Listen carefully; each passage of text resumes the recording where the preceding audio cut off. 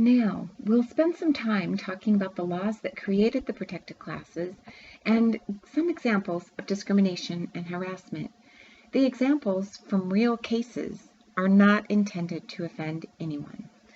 Title VII of the Civil Rights Act of 1964 states that it shall be unlawful employment practice for an employer to fail or refuse to hire, or to discharge any individual, or otherwise to discriminate against any individual with respect to the compensation, terms, conditions, or privileges of employment because of such individual's race, color, religion, sex, or national origin.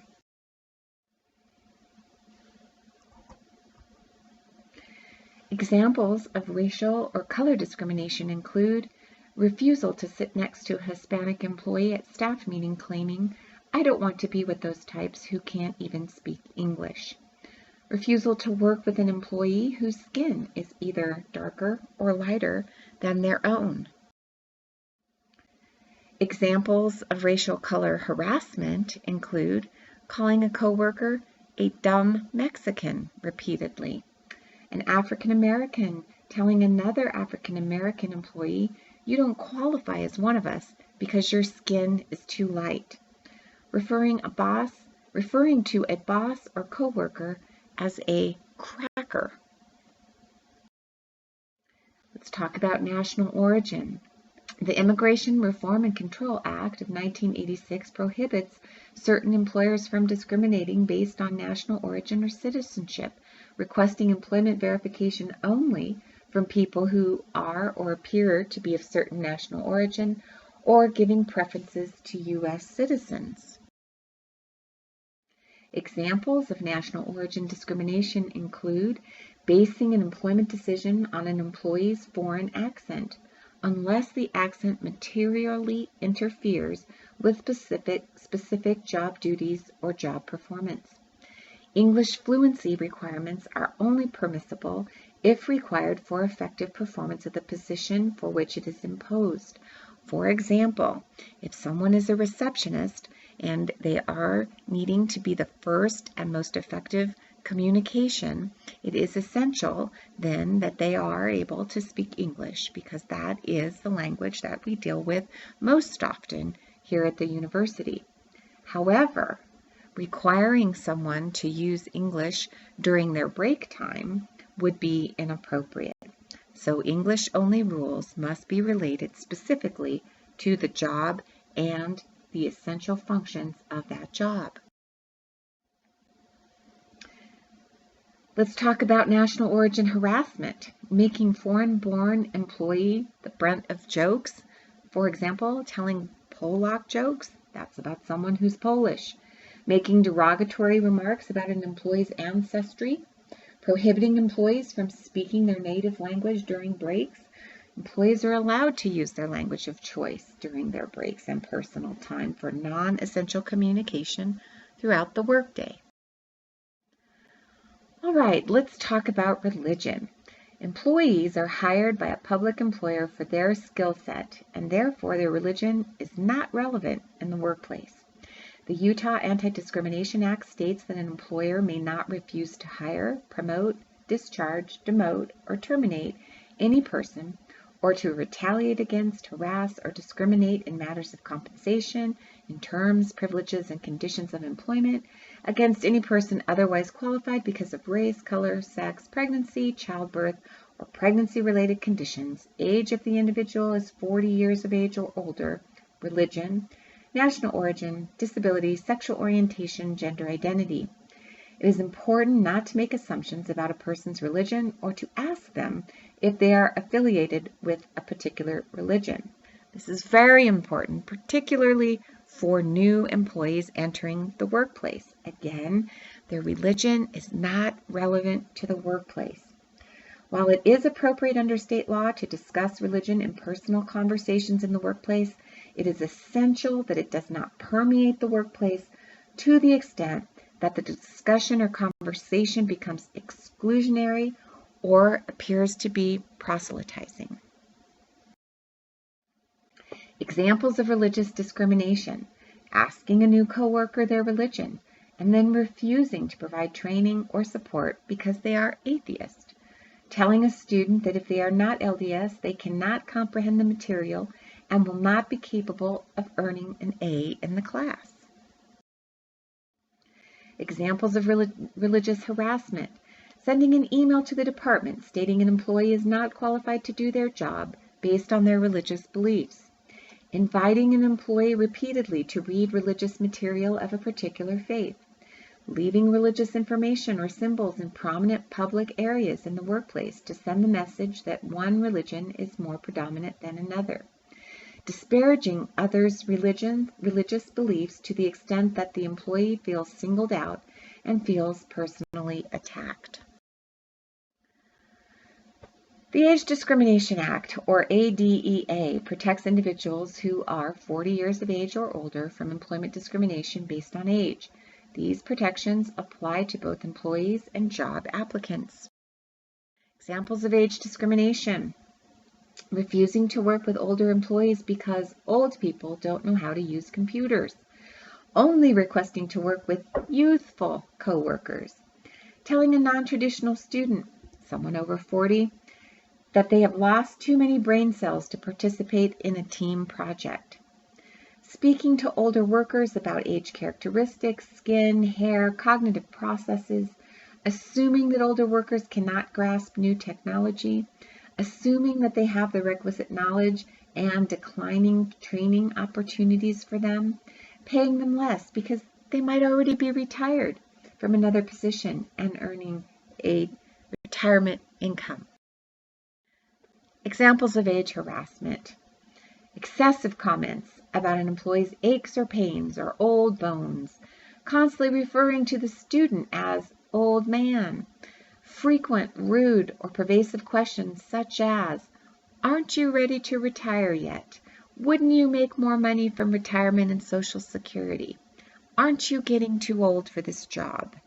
These comments should not be in the workplace. Now I want to talk a little bit about disabilities and medical conditions. The 1992 Americans with Disability Act prohibits employers from denying employment to people based on irrelevant, non-work-related considerations. This also requires employers and schools to work to find ways to accommodate employees with disabilities. Someone who has a physical or mental impairment that substantially limits one or more major life activities, such as seeing, hearing, breathing, learning, caring for oneself, or performing manual tasks, is a person with a disability. You need to recognize that anyone who takes a regularly scheduled medication prescribed by a physician is substantially limited in a bodily function and therefore is considered a person with a disability. However, if the medication is mitigating any limitations, it's possible that no accommodation is necessary.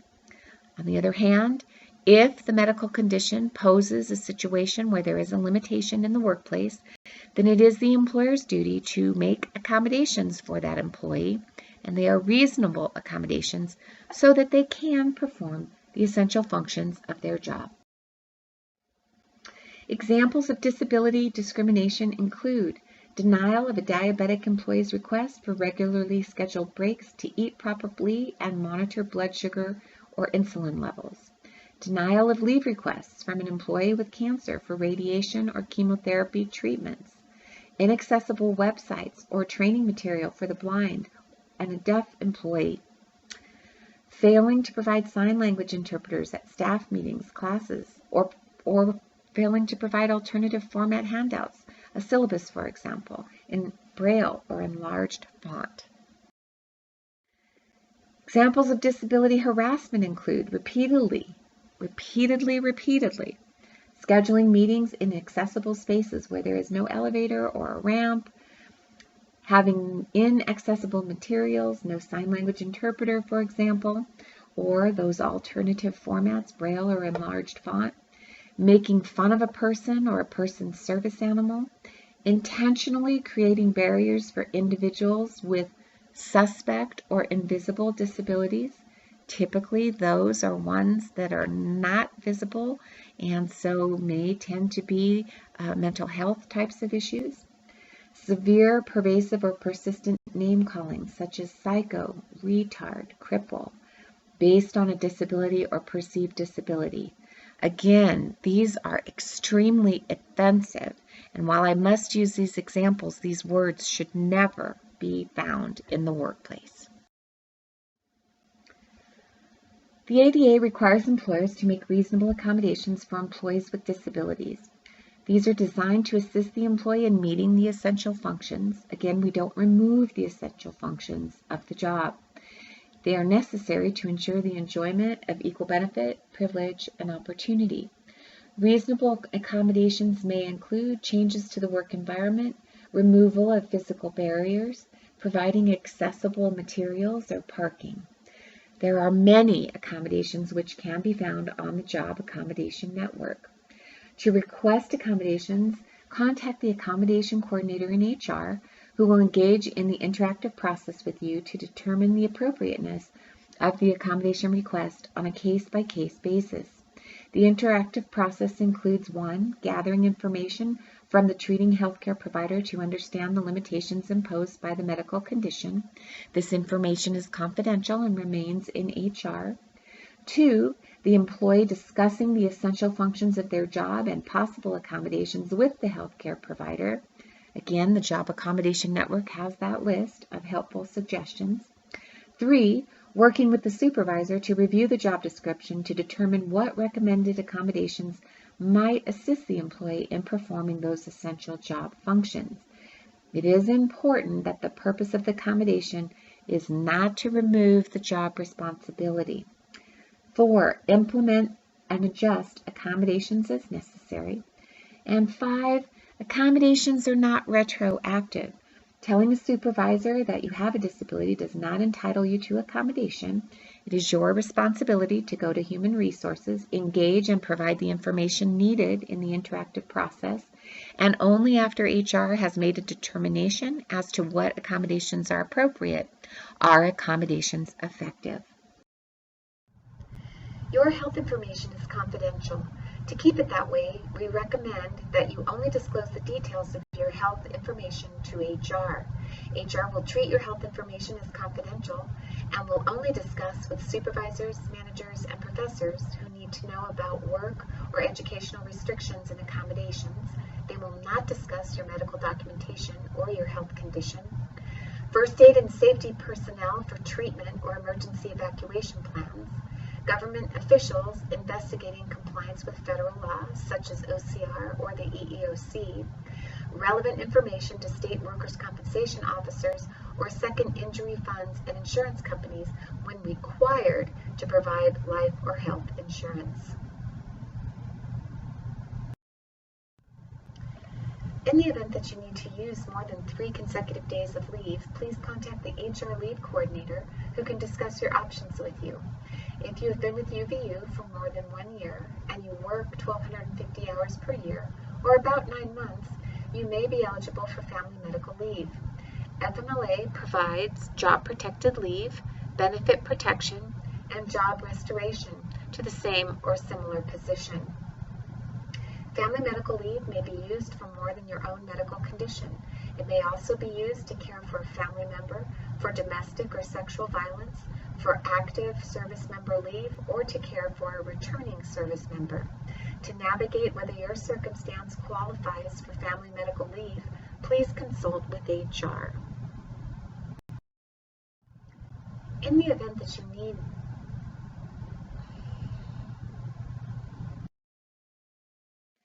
examples of genetic discrimination include firing an employee diagnosed with a genetic disease because of high drug costs for the employer's insured health plan, firing an employee because of increased risk for developing a disease and possible future leave use, administering genetic tests to workers without their genetic consent in order to identify a possible genetic predisposition to disease, inappropriate disclosure of confidential health-related genetic information.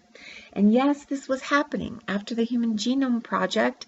When an employer learned that someone's family member had a heart condition or cancer, they would fire the employee for the fear the employee would either be gone from the workplace or would increase those insurance costs. Here's some examples of genetic harassment. Repeated offensive or derogatory comments, jokes, gestures, graffiti, cartoons, or pictures related to genetic information or family medical history. Demoting or terminating an employee based on any genetic information. All right, veteran status. The Uniform Service Employment and Reemployment Rights Act, or USERRA, protects civilian benefits and rights for veterans and members of reserve components.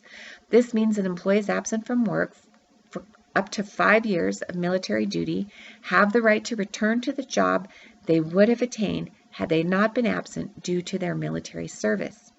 USERRA also requires employers to make reasonable efforts, such as training them to enable them to refresh or upgrade their skills and qualify for re-employment. Now here's some examples of veteran status discrimination. Not hiring a qualified veteran or guardsman because of fear of deployment or disability. Failing to refer a veteran to HR if leave is needed for medical reasons or military service. Failing to give raises other employees received during absence from military deployment. Denying the requested time as established by USERRA for rest and relaxation after deployment, and there are very, very specific timeframes associated with that. Failure to give employees time off to care for a service member.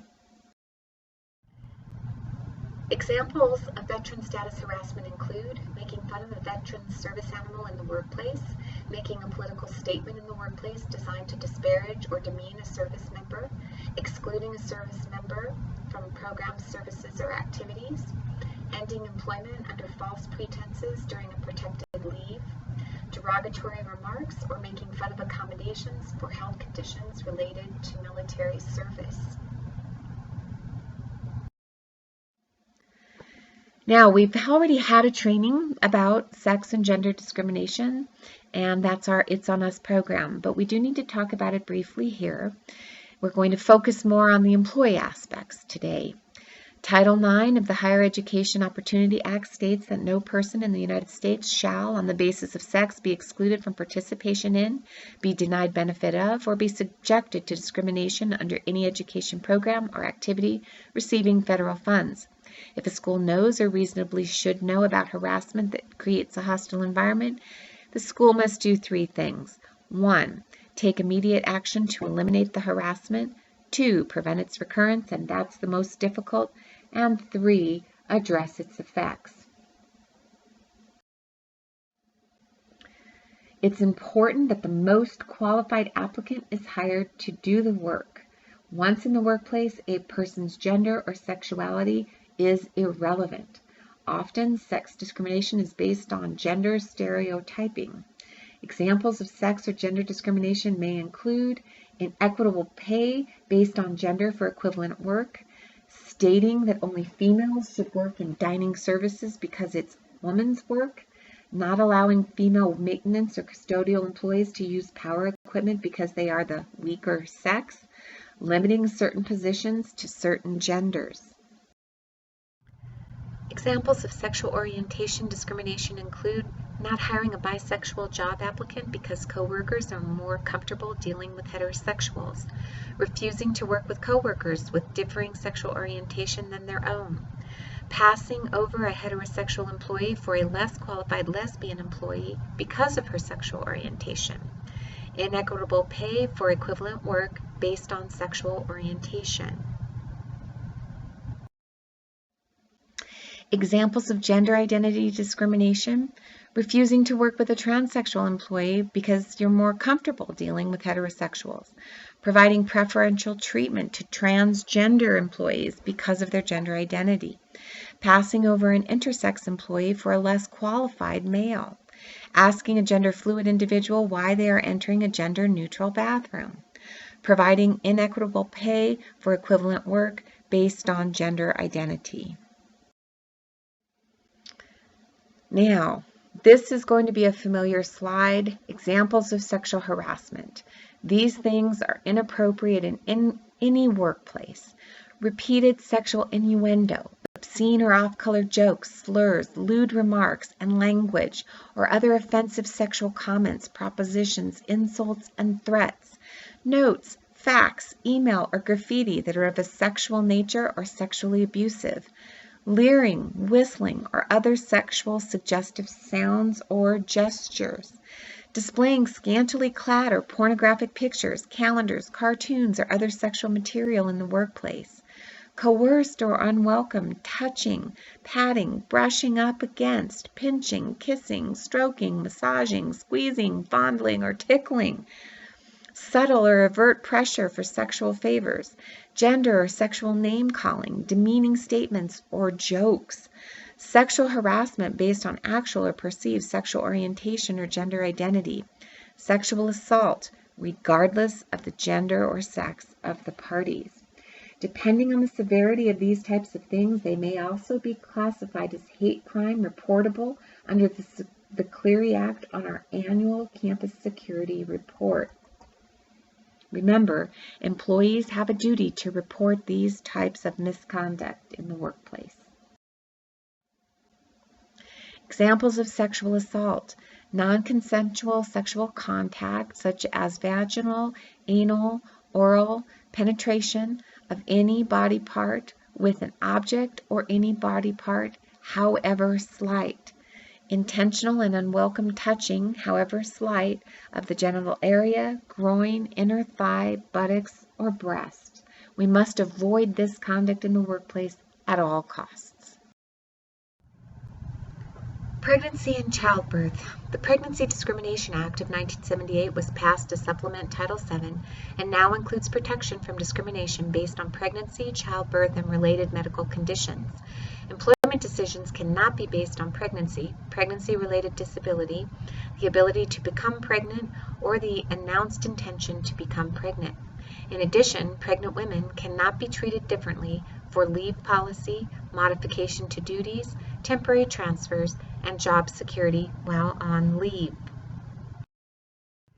Examples of pregnancy childbirth discrimination include denying a pregnant woman's request to not lift heavy boxes, even though another employee did not have to lift heavy boxes while recovering from surgery, not allowing a woman to pump breast milk at work in a safe place, preventing a woman from traveling on business trips while pregnant, preventing a woman from performing job duties because she is pregnant.